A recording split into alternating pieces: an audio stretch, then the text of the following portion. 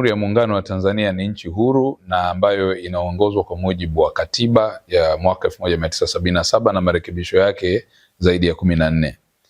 Katika sheria yetu imeruhusu pia kutungwa sheria nyingine ambazo moja ya sheria ni sheria ya kanuni za adhabu na tunayo sheria pia ya kuzuia ugaidi. Sheria hizi zote kwa pamoja zinatoa makatazo juu ya mtu yoyote kutenda au kujishughulisha au kutishia ama kutokutenda jambo ambalo litapelekea kuvunja sheria na kuvunja haki za wengine. Kwa msingi huo serikali kupitia vyombo vya ulinzi na usalama inao wajibu wa msingi wa kulinda haki ya uhai, lakini inao wajibu wa kulinda haki za raia na mali zao kwa mujibu wa katiba, lakini pia sheria mbalimbali ambazo zimeundwa. Lakini pia ni nchi ambayo inaheshimu utawala wa sheria, ni nchi ya kidemokrasia inayofuata misingi ya utawala bora, lakini pia kuheshimu uhuru wa mahakama kama ulivyoainishwa 107B kubwa. Lakini vivyo hivyo mamlaka zote za uamuzi wa haki itakuwa imepewa jukumu hilo muhimili wa mahakama kwa mujibu wa ibara 107A kubwa. Kwa hiyo yale yanayosemwa kwamba kuna watu wanakamatwa sio ni kundi fulani na nini, hayo yote sio kweli, ni uongo na ni uzushi na ni upotoshaji ambao hauna nia njema, nyuma yake una nia ovu, kwa sababu mtu yoyote katika Jamhuri ya Muungano wa Tanzania ambaye anavunja sheria au amefanya kosa aidha kutenda au kutishia kutenda kosa ambalo lina ujinai ndani yake, utaratibu wa kawaida kabisa kwa mujibu wa sheria kanuni za adhabu, mtu huyo atatafutwa na vyombo vya dola na atakamatwa kwa kutumia arrest warrant au without warrant, kwa maana ya warrant of arrest.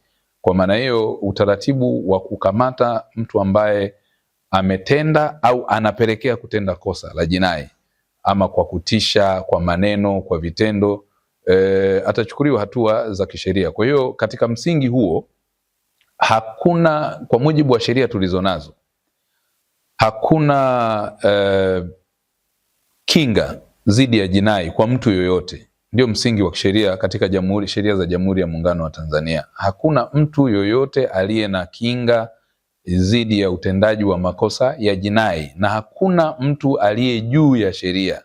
Utawala wa sheria upo kwa maana ya katiba yetu na sheria nyingine zilizotungwa, juzuu zaidi ya sheria 438 pengine mpaka 40 za sasa. Kwa hiyo msingi wa kwanza wa msingi kabisa wa Tanzania wanapaswa kujua ni kwamba hakuna mtu yoyote ambaye yuko juu ya sheria. Hata mimi waziri wa mambo ya ndani ninayezungumza siko juu ya sheria, na ndio maana umeona kuna watu waliweza kusema kwamba wanaweza kumpeleka mahakamani kwa sababu ndio chombo pekee cha utoaji wa haki.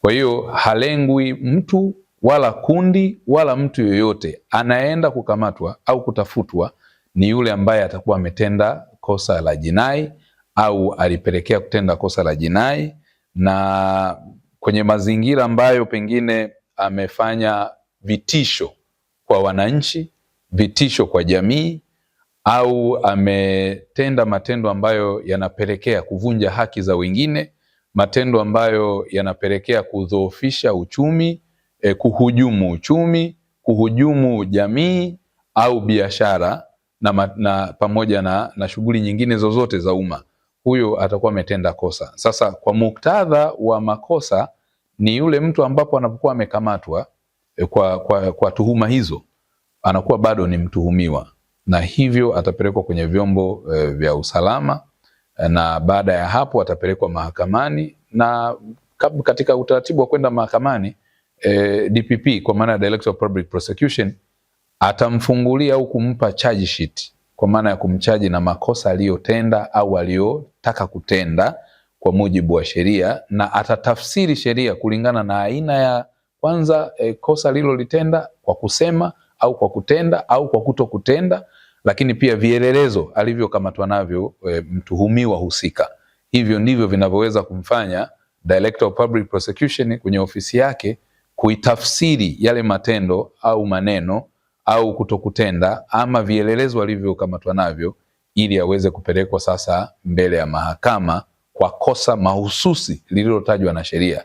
Sasa inaweza likaangukia kwenye sheria kanuni za adhabu, inaweza likaangukia kwenye sheria ya ugaidi, na kimsingi nieleze wazi hapa na muelewe kwamba hatuna ugaidi Tanzania kwa maana ya matukio makubwa ya kigaidi, lakini vinaweza vikawepo viashiria vya matendo ya kigaidi, na kwa sababu ugaidi sio dhana moja tu kwamba ni ugaidi lazima kuwe na hiki. Kuna elements of offense kwa maana ya vile vigezo vya kutenda kwa kosa. Kwa hiyo ugaidi unajumuisha kila aina ya tendo, kutenda au kutokutenda, kutishia, kupanga, kuratibu, kula njama, kutekeleza, kuandaa vifaa ambavyo vinaweza vikaleta madhara, kukutwa na vifaa ambavyo vinaweza vikaleta madhara makubwa kwa jamii, lakini pia kuzuia shughuli za kiuchumi, kutishia wananchi, kufanya matishio makubwa ya kuzuia shughuli za kijamii. Hayo yote ni moja ya vielelezo ndani ya makosa ya ugaidi. Sasa katika muktadha huo, kwa Wizara ya Mambo ya Ndani inaishia kama chombo cha jeshi la polisi kutafuta wahalifu.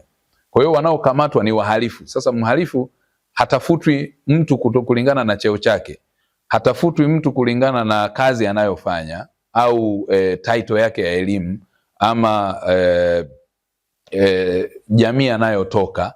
Mhalifu ni mhalifu yoyote, kwa sababu hakuna mtu aliye juu ya sheria. Mtu yoyote anaweza kuwa mhalifu. Kwa hiyo wapo, tulishaikuwa na kesi nyingi na mifano mingi. Wapo wanasiasa ambao wamewahi kufika kwenye mkono wa sheria, kwa sababu kuwa mwanasiasa sio kinga ya jinai. Lakini vivyo vivyo wapo watu wana taaluma ambao walishafikishwa mbele ya mkono wa dola, sio kinga ya jinai. Wapo watumishi wa serikali ambao wameshawahi kufikishwa mbele ya mkono wa dola na mahakamani na kuchukuliwa hatua, sio kinga ya jinai. Kwa hiyo hakuna mtu aliye na kinga ya jinai, awe mfanyabiashara, awe tajiri, awe maskini, awe muumini wa kanisa fulani, awe ni Muislamu au Mkristu. Jinai haichagui, jinai haiozi. Mtu yoyote anayeweza kutenda jinai atakamatwa kama mhalifu au mshukiwa wa uhalifu na hatimaye atafikishwa mbele ya mahakama.